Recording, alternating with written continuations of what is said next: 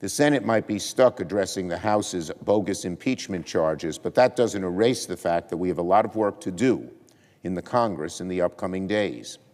Before April 19th, the Senate must come to an agreement on FISA reauthorization. Last night, I filed cloture on the motion to proceed to the House-passed FISA bill, and that vote is set to take place tomorrow. Democrats and Republicans are going to have to reach an agreement if we want to get FISA reauthorization done before the deadline. Otherwise, this very important tool for ensuring our national security is going to lapse, and that would be unacceptable. The House has not made our jobs any easier with this bogus impeachment trial, but that doesn't let us off the hook to work together quickly to get FISA reauthorization done. On another important matter, we are still waiting to see how Speaker Johnson and House Republicans will proceed on the National Security Supplemental package. One way or another, I fervently hope, that we can finally finish the job in the next couple of days. But that is not certain and will depend a lot on what the House does. The entire world is waiting to see what House Republicans will do about aid to Ukraine, aid to Israel, humanitarian assistance, and aid to the Indo-Pacific. Putin is watching very closely to see if America will step up and show strength or slink away from a friend in need. And anyone who thinks the war in Ukraine is just a regional conflict in Eastern Europe, the Chinese Communist Party would beg to differ.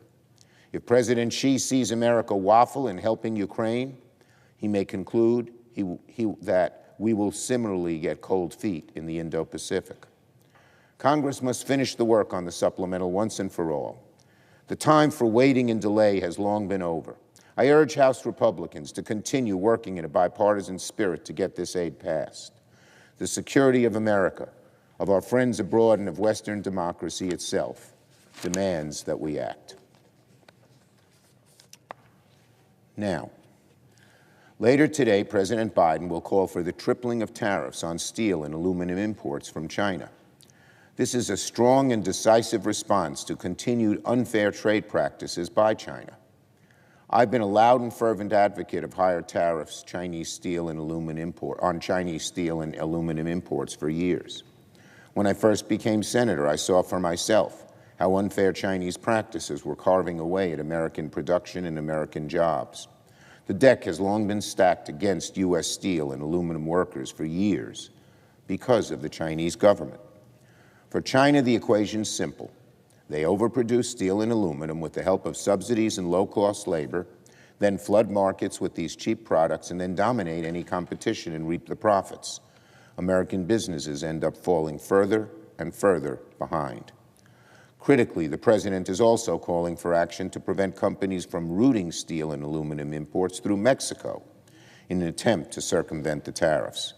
There is perhaps no industry that has felt the impact of China's unfair trade practices than shipbuilding.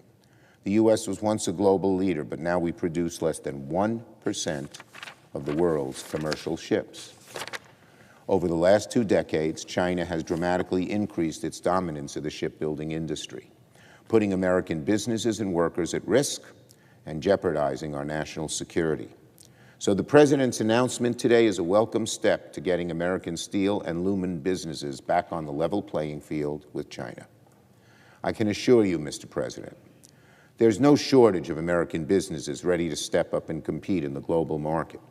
In my home state of New York, union steelworkers in places like Western New York and Messina helped forge the steel and aluminum that built America's bridges and buildings, and they stand ready alongside other manufacturing powerhouse communities in Ohio, Pennsylvania, and elsewhere, who built America from the ground up.